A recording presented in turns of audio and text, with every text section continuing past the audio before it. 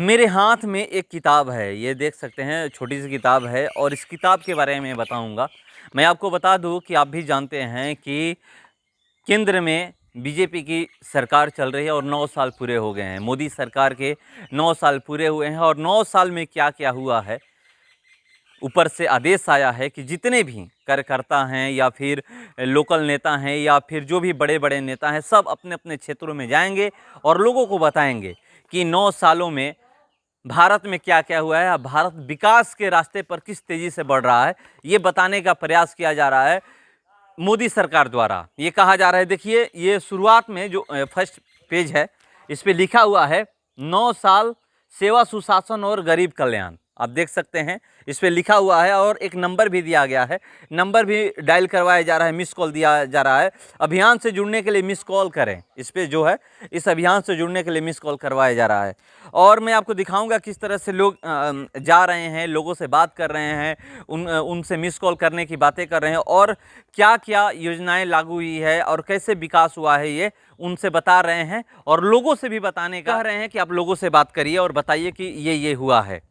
यहाँ पर आखिरी पेज पे लिखा हुआ है, आप देख सकते हैं, प्रधानमंत्री नरेंद्र मोदी की तस्वीर है और लिखा हुआ है कि मैं देश नहीं मिटने दूंगा। ये कहते हैं कि मैं देश नहीं मिटने दूंगा, मगर विपक्ष कहता है कि ये देश मिटने दें या ना दें, मगर देश को बेच जरूर देंगे। ये विपक्ष का बयान है। अब कहीं भी जाइएगा तो ये आपको सुनने को मिलेगा कि विपक्ष लगातार हमलावर है और कह रहा है कि इधर बीजेपी की तरफ से ये कहा जा रहा है कि 9 साल बेमिसाल, वहीं पर विपक्ष की तरफ से ये कहा जा रहा है कि 9 साल जनता बेहाल। तमाम तरह की ये बयानबाजी दोनों तरफ से हो रही है और मगर ये 9 साल बेमिसाल का इसमें जिक्र किया गया है। क्या क्या हुआ है मैं आपको पढ़ के सुनाता हूँ कि इसमें विषय सूची भी है, आप देख लीजिए।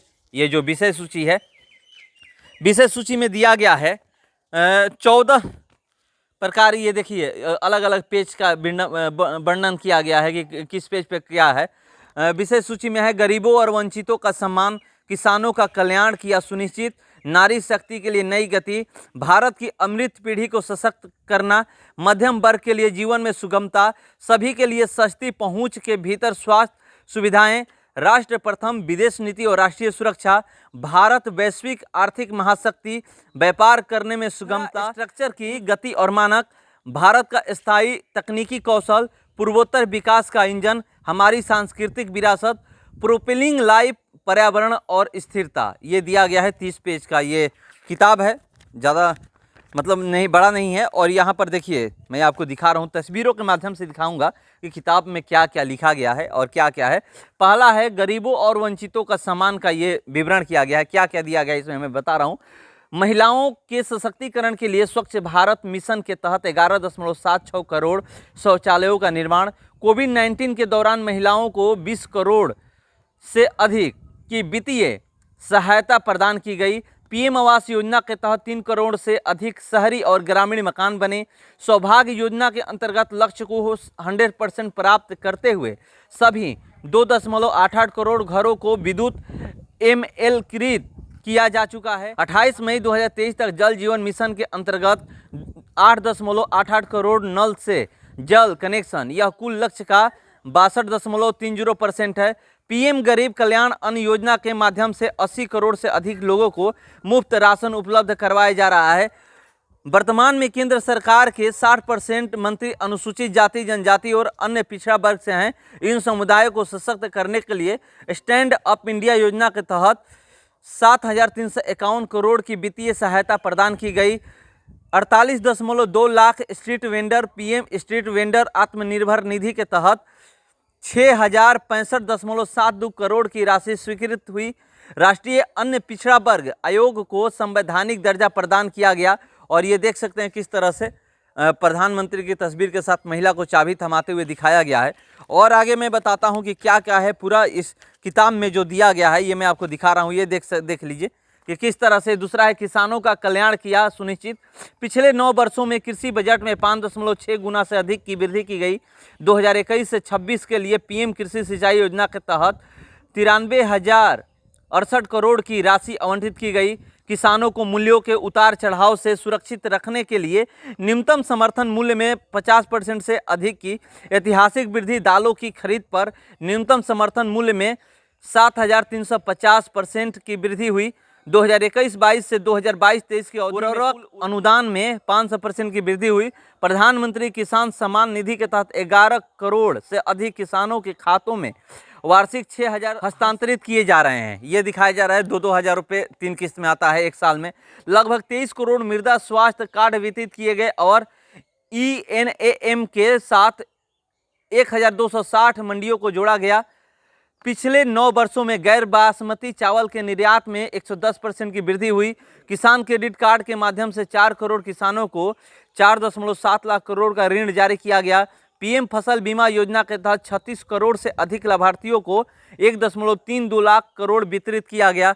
ये दिया, और देखिए प्रधानमंत्री का तस्वीर है, हल लिए हुए, कंधे पर ये हल लिए हुए हैं, देख सकते हैं। आगे देखिए, मैं आपको बता 14 प्रकार की इसमें योजनाओं का जिक्र किया गया है, वो मैं आपको बता रहा हूँ। तीसरा है नारी शक्ति के लिए नई गति। वेतन सहित मातृत्व अवकाश को 12 सप्ताह से बढ़ाकर 26 सप्ताह किया गया। पीएम मातृ वंदना योजना के अंतर्गत 3.3 करोड़ से अधिक महिलाओं को 6,000 का भुगतान किया गया।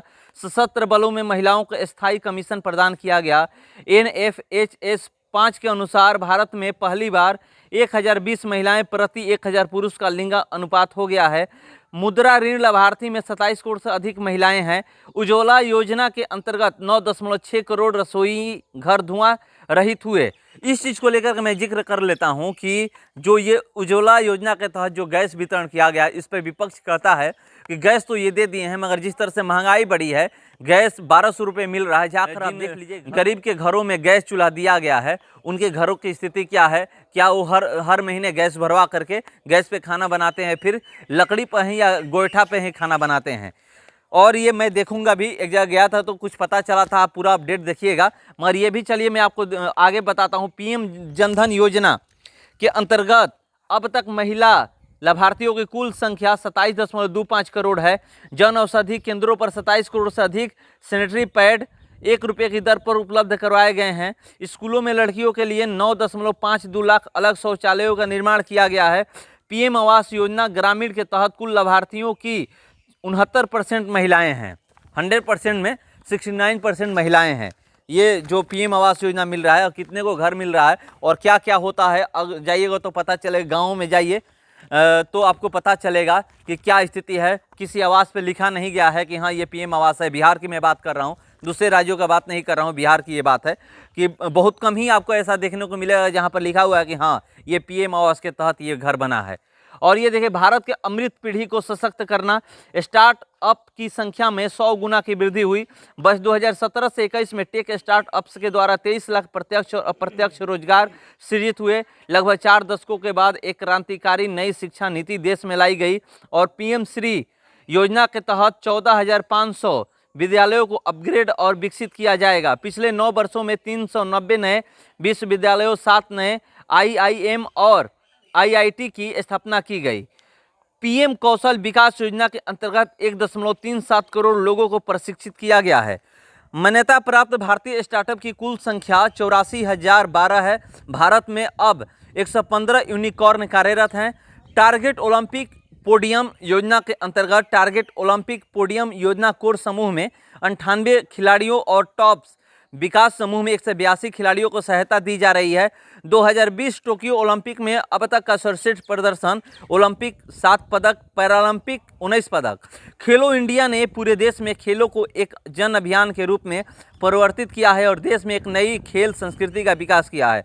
मोदी सरकार में एम्स की संख्या 3 गुनी हुई है। ये भी दिखाया गया है कि एम्स की संख्या 3 गुनी हुई है। मगर खेल से जुड़ा एक मैं आपको बात बता देता हूं कि आप देख रहे होंगे किस तरह से जो महिला रेसलर हैं वो किस तरह से वहां पे दिल्ली धरने पर बैठी हुई थी। उसके बाद कैसे कैसे धरना टूटा, आप सभी को पता है। वहां पर बुला करके, और जो ये धरना दिया जा रहा था, बीजेपी के ही एक सांसद हैं ब्रिजभूषण शरण सिंह, उन्हीं के विरोध में ये लोग धरना दे रही थी उनको हटाने के लिए। उन पर बहुत सारे आरोप लगाई हैं कि क्या क्या हुआ है, आप सभी जानते हैं। तो इसको लेकर के भी बहुत सारा विवाद हुआ है। जो विवाद हुआ है उसका भी जिक्र कर रहा हूं, जो इसमें दिया गया है कि कहां कहां और कैसे विवाद हुआ है। किसानों के लिए भी आप देखे होंगे किस तरह से जो 3 कृषि कानून आया था, तो वो किसान धरने पर बैठे हुए थे, तो कि वो 3 कृषि कानून को वापस करना पड़ा। ये भी आप समझ सकते हैं। और ये देखिए, मध्यम वर्ग के लिए जीवन में सुगमता, मध्यम वर्ग मिडिल क्लास के लोग किस तरह से जीते हैं, वो न इधर के होते हैं न उधर के होते हैं, बीच में अटके हुए होते हैं। तो ये मैं आपको बता रहा हूँ उनके लिए क्या किया गया है। ये किताब में जो छपा है, हकीकत क्या है ग्राउंड पे जाने में पता चलेगा, मगर जो किताबी बातें हैं वो मैं आपको पढ़ के बता रहा हूँ। वित्तीय वर्ष 2013-14 में आईटी रिटर्न भरने वालों की संख्या 3.35 करोड़ से बढ़कर वित्तीय वर्ष 2022-23 में 6.85 करोड़ हो गई है। डिजिटल इंडिया पहल के अंतर्गत उमंग ऐप के माध्यम से 21,910 से अधिक सरकारी सेवाएं उपलब्ध हैं। 16 करोड़ से अधिक digi locker users. Metro connectivity 2014 में 5 शहरों तक थी, जो वर्ष 2023 में बढ़कर 20 हो गई है। 7 लाख तक की आय हुई टैक्स फ्री। 7 लाख तक के आय जो है वो टैक्स फ्री है। देश भर में 2,435 इलेक्ट्रिक बसें आवागमन में हैं। इंटरनेट डाटा की लागत में 97% की कटौती हुई है। प्रत्येक नागरिक को बुनियादी सुविधाएं उपलब्ध कराने के लिए 2.86 करोड़ बिजली connection, 9.6 crore LPG connection, 49.03 crore bank खाते सक्रिय किए गए हैं। आयुष्मान भारत के अंतर्गत 23.34 करोड़ से अधिक स्वास्थ्य बीमा कार्ड जारी किए गए हैं। आयुष्मान भारत अच्छा है, मगर कितना इसका लाभ मिल पाता है अब जो लाभार्थी हैं वही बता सकते हैं। मगर ये मैं किताबी बातें सब बता रहा हूँ, ये मत समझिएगा कि ग्राउंड पे जाकर, ये सब किताबी बातें हैं। मुझे किताब ये मिला है, उसको मैं पढ़ के बता रहा हूँ इस किताब में है क्या और क्या क्या किया गया है। सभी के लिए सस्ती पहुँच के भीतर स्वास्थ्य सुविधाएं। आयुष्मान भारत योजना के अंतर्गत अब तक 5 करोड़ से ज़्यादा लोगों को लाभ। भारत में 1.59 लाख आयुष्मान भारत स्वास्थ्य और कल्याण केंद्र स्थापित किए गए हैं। पिछले 9 वर्षों में 15 नए एम्स और 225 मेडिकल कॉलेज का निर्माण किया गया। सस्ती दवाएं उपलब्ध कराने के लिए 9,304 से अधिक जन औषधि केंद्र स्थापित किए गए हैं। देश भर में 220 करोड़ से अधिक कोविड वैक्सीन डोज लगाई जा चुकी है। 3 करोड़ से अधिक नागरिकों ने फार्मेसियों से सस्ती दवाएं खरीदी हैं। कोविड-19 से लड़ने के लिए पीपीई किट का उत्पादन 0 से बढ़कर 20 लाख किट प्रतिदिन हो गया। देश में 1500 प्लस ऑक्सीजन संयंत्रों को स्वीकृति दी गई। पीएम केयर्स फंड के माध्यम से लगभग 50,000 मेड इन इंडिया वेंटिलेटर अस्पतालों को प्रदान किए गए। बीमारियों से बचाव के लिए मिशन इंद्रधनुष के अंतर्गत 5.65 करोड़ से अधिक गर्भवती माताओं और बच्चों का टीकाकरण किया गया है। ये अपडेट है, ये सारा कुछ जो दिया गया है। और ये देखिए आगे, राष्ट्र प्रथम विदेश नीति और राष्ट्रीय सुरक्षा। बीजेपी कहती है कि हमारे लिए पहले देश है, उसके बाद और कुछ है। 2016 के बाद से जम्मू कश्मीर, पंजाब और उत्तर पूर्व के बाहर आतंकवाद के कारण कोई जनहानि नहीं हुई है। आत्मनिर्भर डिफेंस के तहत पिछले 5 वर्षों में रक्षा निर्यात में 334% की वृद्धि देखी गई है। स्वचालित मार्गों के माध्यम से रक्षा क्षेत्र में एफडीआई की सीमा बढ़ाकर 74% कर दी गई है। 2023-24 के बजट में रक्षा के लिए पूंजीगत खरीद बजट का 75% घरेलू उद्योग के लिए आरक्षित किया गया। 2021-22 से 2025-26 तक रक्षा स्टार्टअप के लिए लगभग 500 करोड़ स्वीकृत किया गया है। सशस्त्र बलों के लिए अग्निपथ योजना की शुरुआत की गई। वैक्सीन मैत्री के अंतर्गत 100 से अधिक देशों को 29.2 करोड़ से अधिक कोविड-19 टीके प्रदान किए गए। भारत के पास 1 दिसंबर 2022 से 30 नवंबर 2023 तक G20 की अध्यक्षता है। अनुच्छेद 370 और 35A को हटाना और क्षेत्र में शांति की बहाली। लाल चौक श्रीनगर का ये तस्वीर है। आप देख सकते हैं कि जिस लाल चौक पे श्रीनगर पे तिरंगा झंडा लहराने के लिए मशक्कत करनी पड़ी थी, उसी की ये तस्वीर यहाँ पर तस्वीर छापी गई है कि देखिए किस तरह से वहाँ पर तिरंगा झंडा फहराया जा रहा है। और ये चलिए मैं ये आगे दिखाता हूँ। भारत वैश्विक आर्थिक महाशक्ति। वर्ष 2022 में दुनिया की सबसे तेजी से बढ़ती प्रमुख अर्थव्यवस्था होने के साथ 5वीं सबसे बड़ी अर्थव्यवस्था भारत की हो गई है। वस्तु और सेवा कर जीएसटी का परिचय एक राष्ट्र एक कर, जिसमें 17 प्रमुख कर और 13 उपकर समाहित है। अप्रैल 2023 में जीएसटी संग्रह 12% से बढ़कर 1.87 लाख करोड़ हो गया, जो जीएसटी के रोल आउट के बाद से अब तक का सबसे अधिक मासिक संग्रह है। यूपीआई देश में सबसे बड़े एकल खुदरा भुगतान प्लेटफॉर्म के रूप में उभरा है। वैश्विक महामारी कोविड-19 के दौरान अर्थव्यवस्था के संरक्षण के लिए 27.1 लाख करोड़ रुपए का आत्मनिर्भर भारत पैकेज जारी किया गया है। वित्त वर्ष 2021-22 में रिकॉर्ड 675.5 बिलियन डॉलर की वस्तु और सेवाओं का निर्यात हुआ। मोबाइल के आयात तक से यात्रा प्रारंभ कर अब हमारा मोबाइल निर्यात 5.5 बिलियन डॉलर तक पहुंच गया। पहले भारत मोबाइल अपने देश में मंगाता था, तब लोगों के हाथ में मोबाइल दिखता था, मगर अब भारत निर्यात करता है। खुद भारत में मोबाइल बनता है और उसको दूसरे देशों को बेचा जाता है। अब दूसरे देश के लोग भी भारत का मोबाइल यूज कर रहे हैं बना हुआ। 2007 से 14 की अवधि में कुल एफडीआई, ये बीजेपी द्वारा जो लिखा गया वो मैं बता रहा हूँ सारा कुछ कि बीजेपी के अनुसार है। 2007 से 14 की अवधि में कुल एफडीआई प्रवाह 21 लाख करोड़ रुपए था। वहीं 2014 से 22 में 96% की ऐतिहासिक वृद्धि के साथ 42 लाख करोड़ रुपए तक पहुंच गया। वित्त वर्ष 2021-22 में एफडीआई प्रवाह 6.78 लाख करोड़ के उच्चतम स्तर पर रहा। भारत का कृषि निर्यात ऐतिहासिक 50 अरब उच्चतम स्तर पर पहुंच गया। एमएसएमई को सशक्त बनाने के लिए ईसीएलजीएस के अंतर्गत 3.63 लाख करोड़ से अधिक की स्वीकृति दी गई। ये दिया गया है। आगे क्या है, आगे मैं आपको बता रहा हूँ। ये व्यापार करने में सुगमता, लोग कहते हैं, मगर विपक्ष कहता है कि जब से जीएसटी और नोटबंदी हुई है, जीएसटी भारत में लागू हुआ है और नोटबंदी हुई है, तब से आप देखिएगा किस तरह से छोटे तबके के जो व्यापारी हैं उनका व्यापार समाप्त हो गया है। मगर बीजेपी द्वारा ये कहा जा रहा है कि व्यापार करने में सुगमता हुई है। कैसे, मैं आपको पढ़ के बता रहा हूँ। भारत की ease of doing business ranking 2014 में 142वें स्थान पर थी, जो 2019 में 63वें स्थान पर पहुंच गई। श्रम कल्याण को प्रोत्साहन देने हेतु 4 नई श्रम संहिताओं को लागू किया गया है। 2021-22 में 1.67 लाख नई कंपनियों ने पंजीकरण कराया, जो अब तक की सबसे अधिक है। नई घरेलू मैन्युफैक्चरिंग कंपनियों के लिए कारपोरेट टैक्स को 25% से घटाकर 15% कर दिया गया है। 2014 के बाद से मोदी सरकार ने 1500 से अधिक ऐसे केंद्रीय कानूनों को निरस्त कर दिया है जो निरर्थक या कालग्रस्त थे। कंपनी निगम के लिए आवश्यक प्रक्रियाओं की संख्या 2014 में 14 थी, जो घटकर 2023 में 3 हो गई। घरेलू कंपनियों में प्रत्यक्ष कर को 30% से घटाकर कुल 25.17% कर दिया गया है। मान्यता प्राप्त नए स्टार्टअप्स में प्रति वर्ष 19 गुना वृद्धि हुई है। यूनिकॉर्न्स की संख्या 2023 में बढ़कर 115 हो गई है, जो 2014 में मात्र 4 थी। ये बताया जा रहा है। और इंफ्रास्ट्रक्चर की गति और मानक के बारे में बताया गया है कि 2014 के बाद से सड़क परिवहन और राजमार्ग बजट में 500% की वृद्धि हुई है। ग्रामीण सड़क संपर्क 99% कवरेज तक पहुंच गया है। 2014 से अब तक 3.28 लाख किलोमीटर ग्रामीण सड़कों का निर्माण किया जा चुका है। मोदी सरकार में 35 केंद्रीय सरकारी विभागों को जोड़ने वाला मल्टी मॉडल कनेक्टिविटी बुनियादी ढांचा प्रदान करने के लिए पीएम गति शक्ति मिशन शुरू किया गया है। राजमार्ग निर्माण की गति 12 किलोमीटर प्रतिदिन से बढ़कर 37 किलोमीटर प्रतिदिन हो गई है। पहले जब यूपीए की सरकार थी तो 12 किलोमीटर थी, एक दिन में सड़क 12 किलोमीटर राष्ट्रीय राजमार्ग बनती थी, मगर अब वही एक दिन में 37 किलोमीटर बनती है।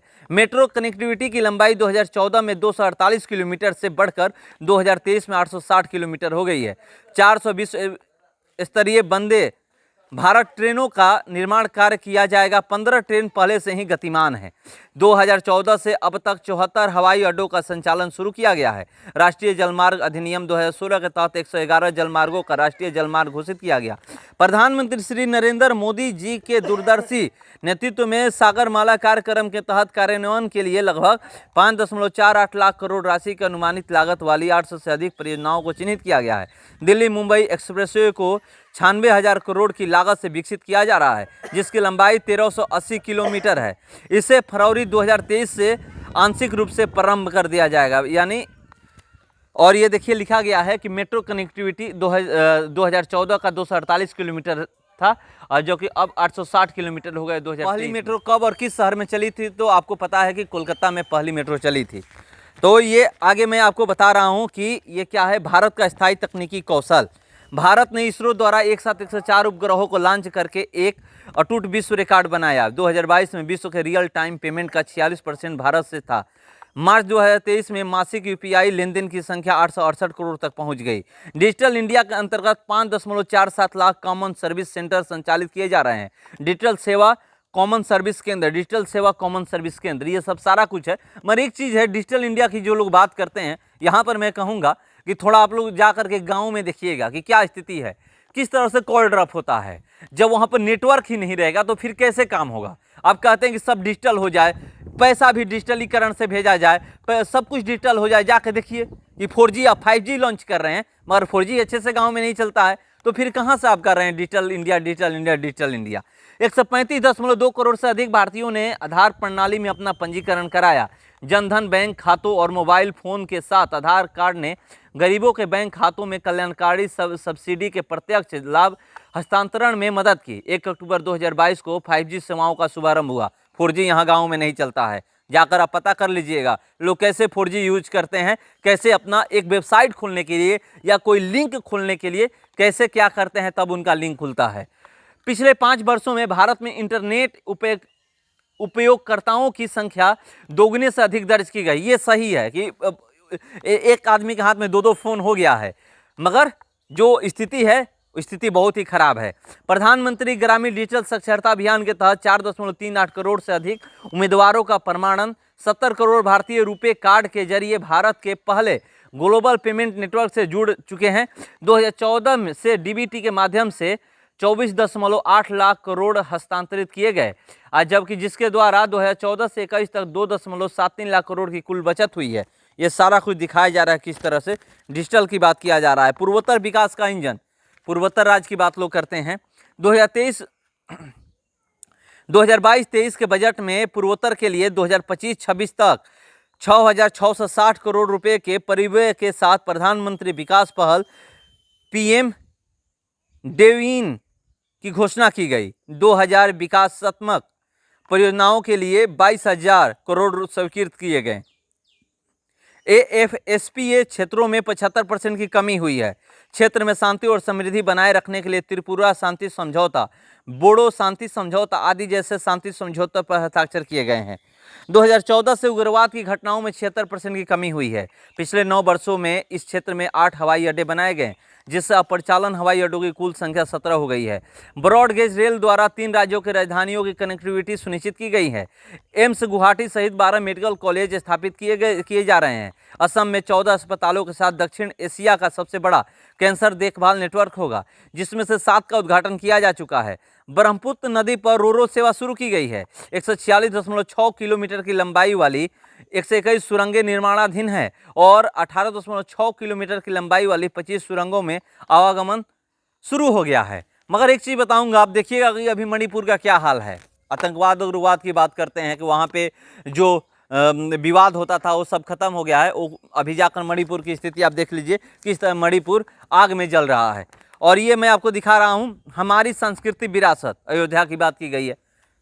आप भी सुने होंगे, एक नारा दिया गया था कि हम ही मंदिर बनवाएंगे, तारीख भी हम ही बताएंगे, तो सब कुछ तय हो गया। रामलला कब विराजमान होंगे, अब वहाँ पे इसका भी तारीख तय हो गया है।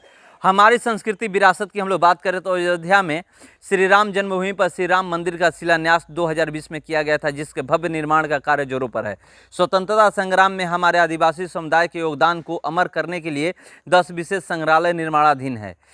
207.30 रुपये करोड़ के परिव्यय के साथ केदारनाथ धाम के लिए पुनर्विकास परियोजना और सोमनाथ मंदिर के लिए 3.5 करोड़ की पुनर्निर्माण परियोजना शुरू है। श्री काशी विश्वनाथ धाम का जीर्णोद्वार हो गया है और श्री उज्जैन महाकाल मंदिर कॉरिडोर का पुनर्द्वार किया गया है। मगर आंधी तूफान में अभी वहां पर की क्या स्थिति हुई थी ये भी सबको पता है।